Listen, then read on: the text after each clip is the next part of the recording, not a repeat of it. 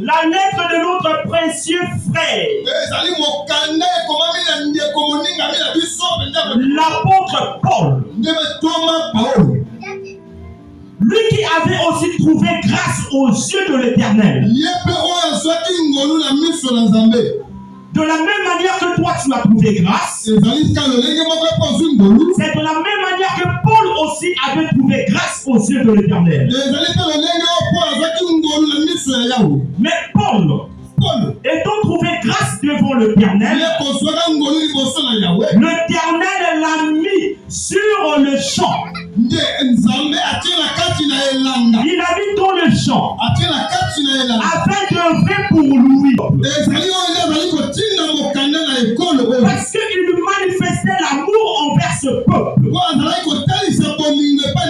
Parce qu'il avait une grande considération envers ce peuple. Parce qu'il savait que ce peuple, c'était le peuple de Dieu.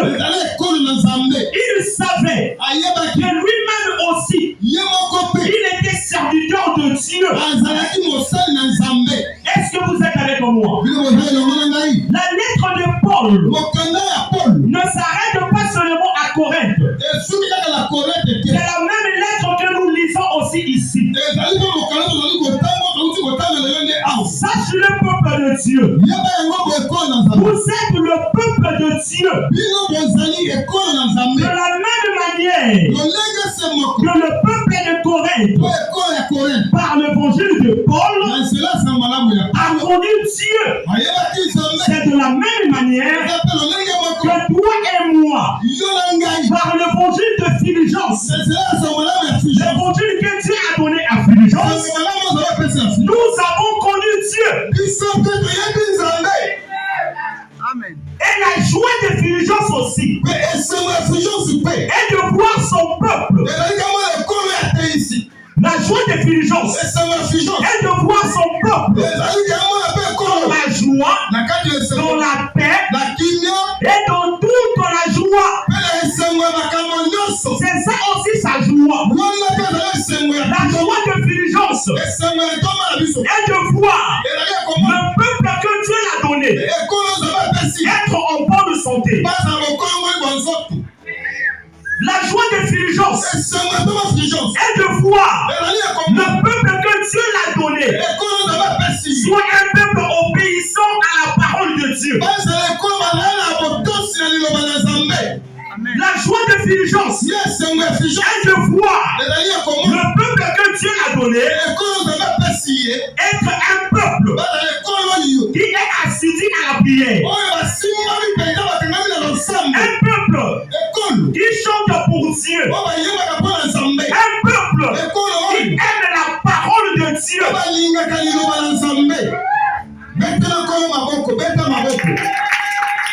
Souvenez-vous.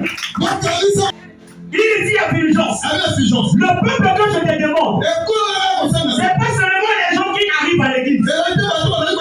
Le peuple que je te demande, c'est pas seulement les gens qui arrivent pour chauffer les bancs. Mais le peuple que je te demande, le peuple que moi je veux, ça doit être un peuple qui prie, qui chante et qui garde la parole. Ça fait comme ici.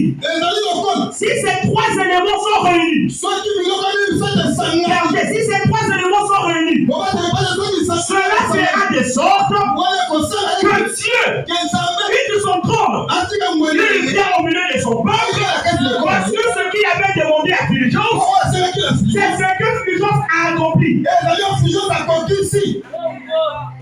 Souvenez-vous, quand l'Éternel donne les orientations à Moïse, il dit à Moïse de lui faire un tabernacle. De lui faire un tabernacle.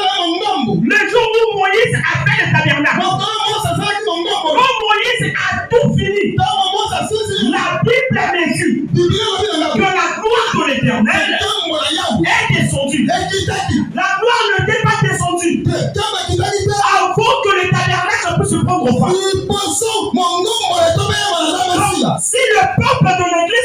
d'assemblée arrive à observer ces trois dimensions, le ciel sera ouvert pour ce peuple. Est-ce que vous me comprenez? Le ciel sera ouvert pour ce peuple. Mais aujourd'hui, je veux que nous parlons parmi ces trois dimensions. La dimension de la parole. Le peuple qui garde ma parole. Qu'est-ce que garder la parole de Dieu? Est-ce que c'est le fait de lire la parole et de retenir?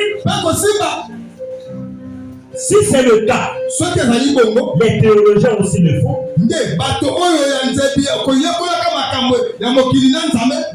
Parce qu'ils maîtrisent mieux même la Bible.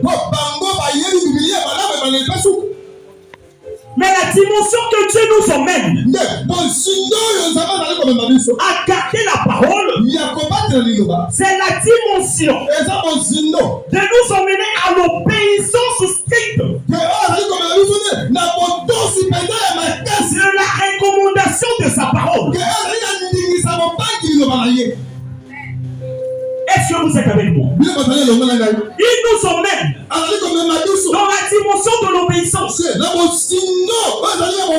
Qu'il n'est pas avantagé seulement d'écouter et de garder, mais c'est d'écouter, de garder, ainsi que de pratiquer. Est-ce que ce soir, il y a un enfant de Dieu qui pense pratiquer la parole de Dieu? Très efficace. Pratiquer la parole de Dieu est des secrets très efficaces. Le diable sait que le secret de la réussite se trouve que dans la parole de Dieu. Souvenez-vous, dans la Bible, quand on parle du semeur, on dit qu'il est sorti très tôt le matin. Pendant qu'il marchait, il a commencé à jeter la sémence. La Bible nous dit qu'il y a la sémence qui est tombée tout au long du chemin. Il y a eu des sémences qui sont tombées.